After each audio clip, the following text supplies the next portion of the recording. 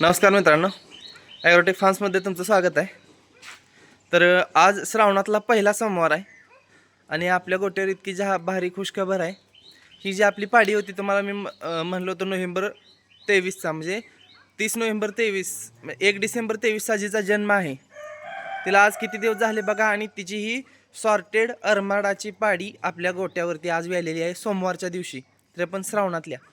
तर हिला दिवस झाले बघा डिसेंबर 23, डिसेंबर 24 एक 12 महिना, जानेवारी फेब्रुवारी मार्च एप्रिल मे जून जुलै, जुलैचं समजा आपण लास्ट धरू, हे 7 महिने आणि 12 आणि 7 किती झाले 19 महिने.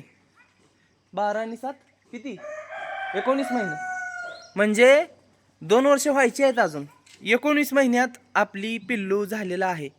तुम्ही बघा, म्हणजे असं जेव्हा आपल्या गोट्यावर व्हायला लागतं. ही जी जनरेशन आहे माझी, ही सॉर्टेड अरमाडाचा बुल आहे. ह्या गाईचं 50 आणि त्याचं 50 असं ह्याच्यामध्ये आलं आहे. तर हे आहे आपल्या गोट्याचं भविष्य. हे आपल्याला वाढवायचं आहे. ही पिल्ली ही आता ऑलरेडी ही चांगलं दिसायला झालं. ही दिसण्यावर नाही, ह्यांचं आपल्याला माहीत नाही कसं आहे काय आहे, पण ही जेनेटिक्सनंच चांगलं आहे ह्याची आपल्याला 100% खात्री आहे. तर ही पाडी बघा एकदम हेल्दी आहे.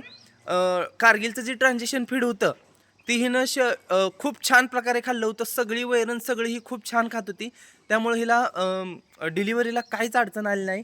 हाय अशी डिलिव्हरी झालेली आहे. मी मुक्कामाला सांगोला होतो, इथनं जवळपास 27 किलोमीटर आहे सांगोला. मग तिथनं फोन आल्यानंतर मी येऊस तर म्हणजे 15 मिनटात गाय तिनं जेव्हापासून ही उठ बस करायला लागली तेव्हापासून 15 मिनटात तिनं पिल्लू देऊन टाकलेलं आहे. पहिला रो आहे तरी पण तिनं पिल्लू देऊन टाकलेलं आहे. ही विशेषता आहे आपल्या गोट्यावर कालवडी बनवण्याचं. मला सांगा, आता मी पण बराच अनुभव घेतलेला आहे. गाई वेताना खूप जास्त त्रास होतो, पुन्हा झार पडत नाही, पुन्हा बऱ्याच अडचणी होत जातात. तर ही जी आहे ही स्वतः वेळी आहे. हिचा झार 100% पडणार.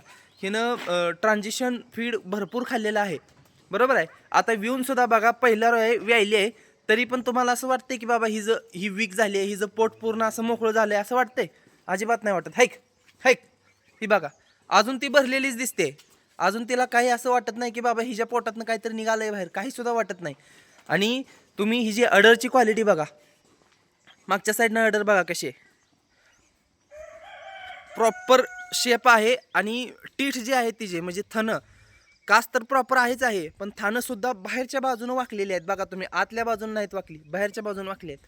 ही जी आहे ही प्युरिटीची लक्षण आहे ती. ह्या प्रकारे जर आपल्या गोट्यावर तयार होत असेल तर आपला गोटा 100% पुढं जाणार आणि काम करायला आपल्याला अजून उत्साह येणार.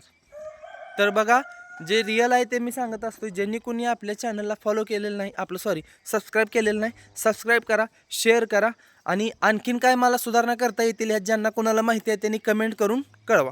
धन्यवाद.